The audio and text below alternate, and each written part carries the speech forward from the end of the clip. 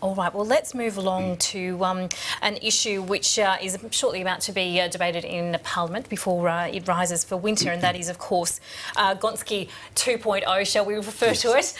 Revisiting the Gonski legislation and the talk that there is currently the potential for a deal to be struck between the government, Greens, other crossbenchers.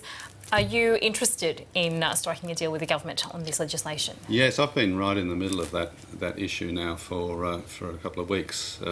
I had the Parliamentary Budget Office do some costings comparing the government's proposal, the government's legislation, with what would be the scenario, or three scenarios I had them look at, if the legislation doesn't pass, and it's really up to the government how much money they put into education via the budget.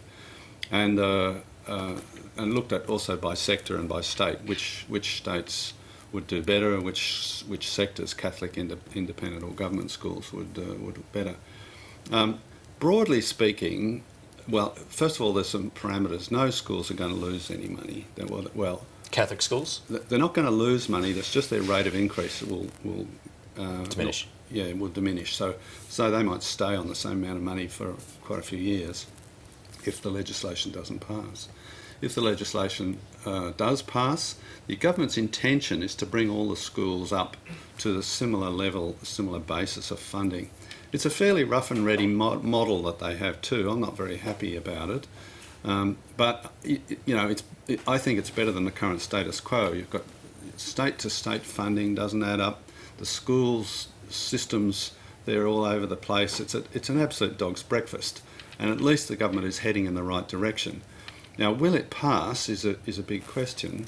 But are you saying they've got your vote?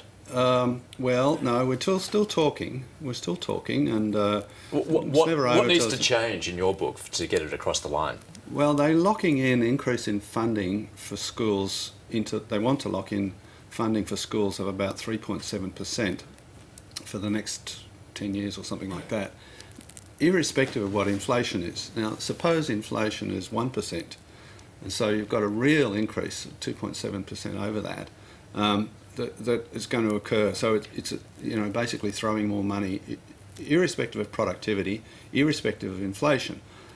You know, we can't afford that. We've got a $500 billion debt, we've got a deficit of nearly $40 billion. We have to make sure we're getting value for money. So just throwing more money in real terms, you know, has got to be very well justified.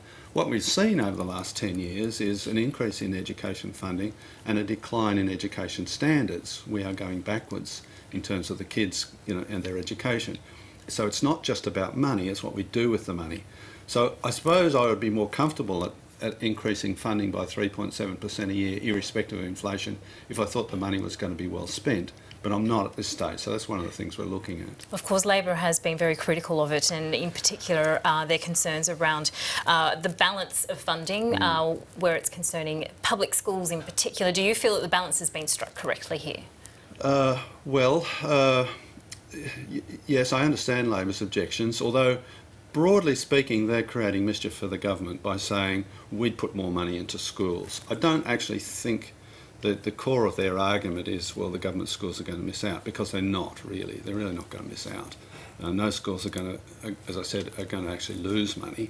It's really a matter of tweaking it. And you have to take a 10-year horizon before you start to see big differences anyway, because it's all very incremental. But I think the Labor Party is having a very successful time as opposition, opposing things. So they're basically saying, well, we oppose it, and, you know, it's not doing them any harm if you look at the opinion polls.